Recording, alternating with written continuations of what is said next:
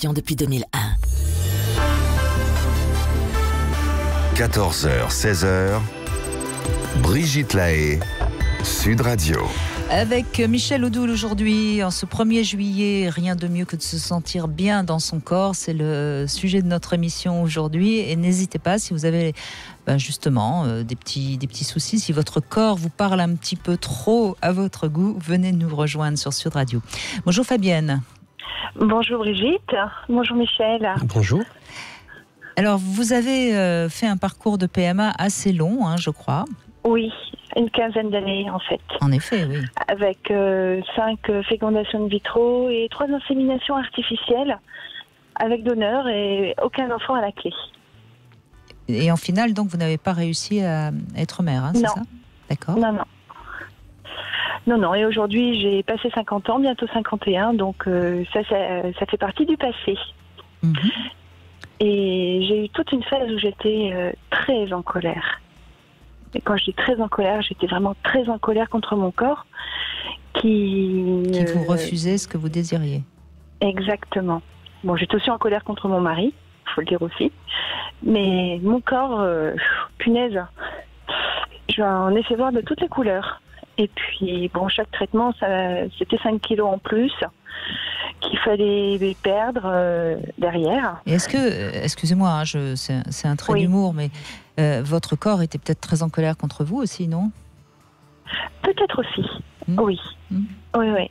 Et en fait, j'ai commencé à me réconcilier avec mon corps quand je suis passée à la symptothermie. Donc une méthode d'observation du cycle. Oui. Et la symptothermie, donc on va aller regarder les signes de fertilité jour après jour pour voir si l'ovulation se prépare ou si elle a déjà eu lieu.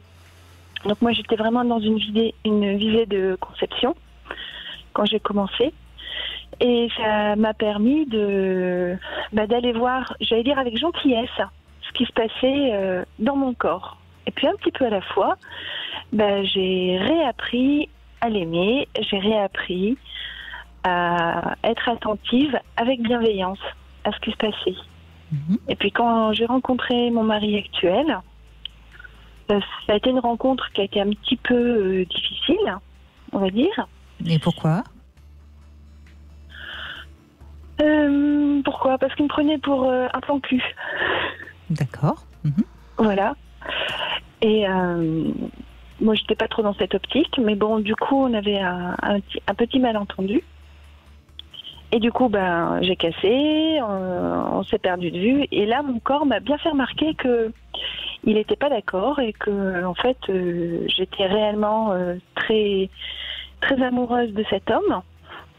J'ai perdu le sommeil, je perdais l'appétit, mon cycle n'avait plus de cohérence non plus. Mm-hmm.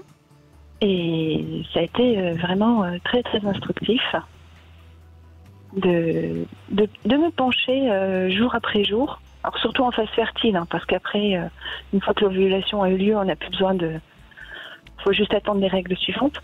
Mais ça a été très instructif pour moi d'aller voir ce qui se passait au niveau du bas-ventre et de voir toutes les conséquences qu'il pouvait y avoir avec le stress, avec les égarements dans l'hygiène de vie, toutes les répercussions sur mon cycle. Oui, c'est-à-dire que vous vous rendiez compte que peut-être si vous dormez un peu moins, si vous mangez avec un peu moins de... Oui, un peu moins équilibré ou un peu plus alcoolisé. Parce que j'ai eu une grande période où j'ai fait beaucoup la fête. Et je me rendais compte derrière que l'ovulation se décalait.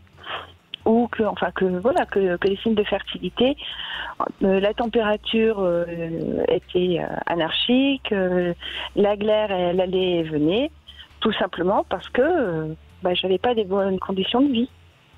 Alors que sur une période précédente où tout allait bien, mon cycle tournait très régulièrement et mes signes de fertilité étaient très faciles à observer.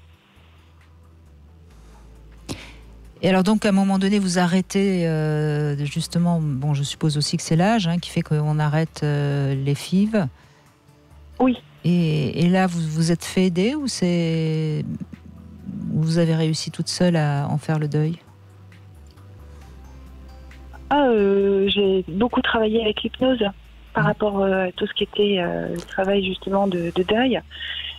Et puis bon, après le temps passe quoi. Puis il arrive un moment où ça devient très compliqué de se plier à ce type de traitement et d'infliger ça à son corps.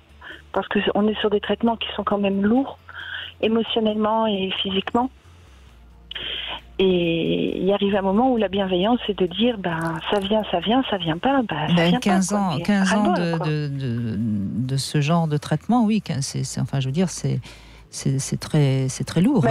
Ça s'est étalé sur une quinzaine d'années parce que j'ai jamais eu la force de tout faire d'affilée, non plus. Certaines femmes font 4 traitements en un an ou en un an et demi. Moi, je n'en avais pas la force. Et mon mari non plus.